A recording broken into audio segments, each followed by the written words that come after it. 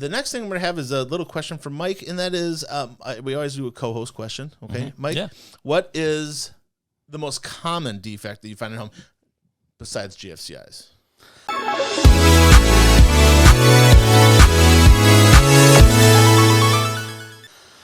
I'm going to have to say a plastic dryer vent or plastic foil thing. Foil venting material that's not supposed to be there. Yeah. So these crinkle up. Yeah, they come in a little box like this, and they say fire resistant. Okay. Yeah. Fire resistant is not fire retardant. Okay. We want something that is fire retardant, something that's going to put out the fire, stop the fire completely, not resist fire for a little bit before it expands through it and goes in and burns on your house.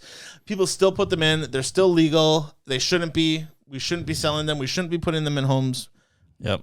Usually they're the cheapest one on the shelf and the one everybody buys. Yeah. I know they're easy to work with, but there's also metal flexible pipe.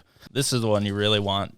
This one or the metal hard pipe, because when you push into this one, it's really strong when it's totally pushed together like this. But when you get it apart, you can actually bend it. That's what you're looking for. These ones, when you push into them, they just bounce back because it's made out of that plastic. So it's a really crappy dryer vent. And if you go to try to clean, you're going to pierce through it, right? You're going to cut. They get really brittle over time with the heat. Yep, they get brittle. And people think the aluminum foil is it's got aluminum foil, can't get out. No, the aluminum is flammable, people. It's just about what temperature it becomes flammable. At that point, it takes over and exacerbates any fire that may be in your home. Plus, people when they put them in, they don't cut it down at all, so they leave this accordion going up to 6 foot hose, gangle, and it's all that's going to gather lint and stuff, which is a fire risk. So that's a good one. I didn't know what you were going to say. Yeah, that's a good one. It's a cheap fix. I mean, relatively cheap. I mean, you can buy the metal one that I just showed you. I mean, it's like $30 in material just for the piping and the clamps. So yeah, definitely. Depending on the length of the run too. Obviously, that's gonna come into the price a little bit. Yeah, you really don't want a long run anyways. No. The shorter the run, the better, because that's going to leave you more force with of air pushing your lint out of the vent on the outside. Yep. So you have a question up there. The dryer vent, how often should they be replaced on average? The dryer vent, I don't know that you have to replace it if you do it right. Yeah, if it's a hard metal pipe, you can clean them out. I know a lot of HVAC contractors will come out and clean that as a service, especially in like condos and stuff. They do it once a year. There's those guys that drive around the purple vans that all they do is clean dryer vents. Yeah. Dryer vent cleaning service.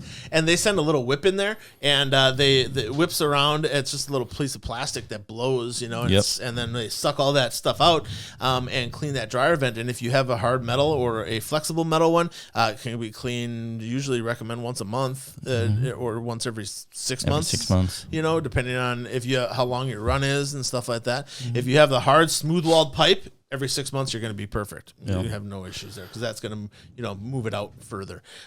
You should never have any plastic ones. The plastic ones are a huge flammable issue. So plastic flexible venting like that. I mean, I don't know that I would even recommend using that on a bathroom fan.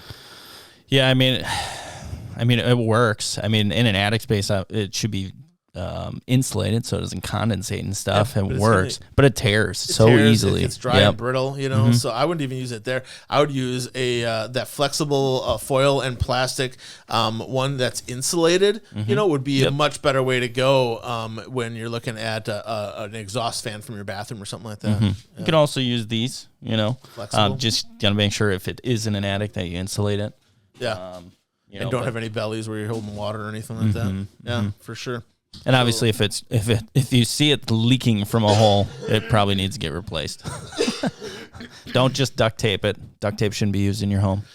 Hey, thanks for tuning in today, you guys. If you like this video, please give us a thumbs up. If you want to know when we put out the next one, give me a bell notification. It's a little bell on the bottom right-hand side. And subscribe. You want to know when I'm coming out with new stuff or whatever. You want to be able to check us out and be alerted to new video content coming your way. Subscribe button's really the way to go. Thanks again for tuning in, you guys. Remember, the better you take care of your house, better it's going to take care of you. Have a good one.